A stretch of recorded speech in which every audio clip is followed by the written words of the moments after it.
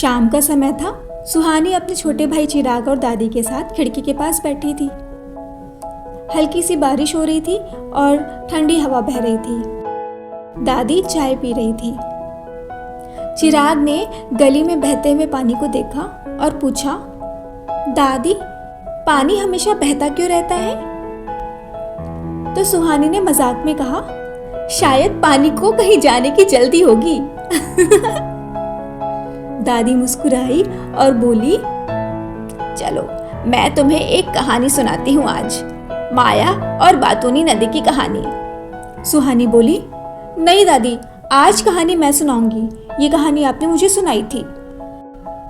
दादी ने कहा, ठीक है फिर तो ही सुना दे। सुहानी ने कहानी सुनाना शुरू किया।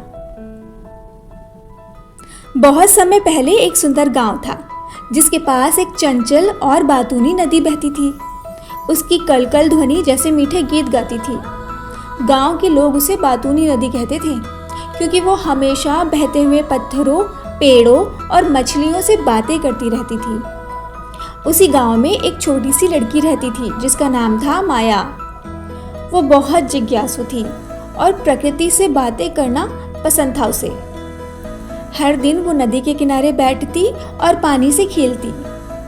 एक दिन माया ने नदी से पूछा, तुम हमेशा बहती क्यों रहती हो? कभी रुकती क्यों नहीं? नदी हंस पड़ी और बोली, अगर मैं रुक जाऊंगी तो मेरी शक्ति खत्म हो जाएगी।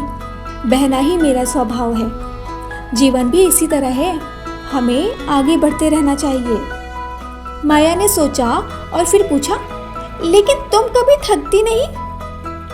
नदी ने उत्तर दिया, थकान तब होती है जब हम अपने उद्देश्य को भूल जाते हैं।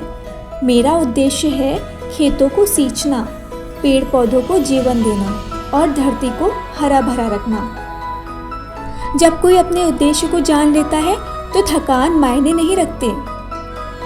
माया सोच में पड़ गई। कुछ दिनों बाद गांव में एक बड़ा सूखा पड़ा। नदी धीरे धीरे सूखने लगी। माया बहुत दुखी हुई और उसने नदी से पूछा, अब क्या करोगी? अगर तुम्हारा पानी खत्म हो गया तो तुम बह नहीं पाओगी। नदी मुस्कुराई और बोली, माया, जीवन में उतार चढ़ाव आते हैं। मैं जानती हूँ कि बादल फिर से आएंगे और बारिश होगी और मैं फिर से बहने लगूंगी। जीवन भी ऐसा ही होता है, कभी सुख कभी दुख, लेकिन हमें अपने विश्वास और धैर्य को बनाए रखना चाहिए। कुछ दिनों बाद बारिश हुई और नदी फिर से कलकल बहने लगी। माया अब समझ चुकी थी कि जीवन भी नदी की तरह होता है, कभी तेज बहाव कभी ठहराव, लेकिन हमेशा आगे बढ़ते रहना ही उसका नियम है।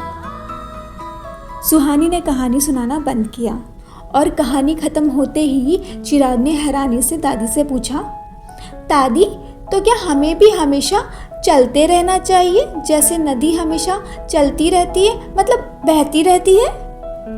दादी ने मुस्कुराकर कहा, बिल्कुल, जीवन कभी स्थिर नहीं रहता, लेकिन हमें अपने उद्देश्य नहीं भूलना चाहिए।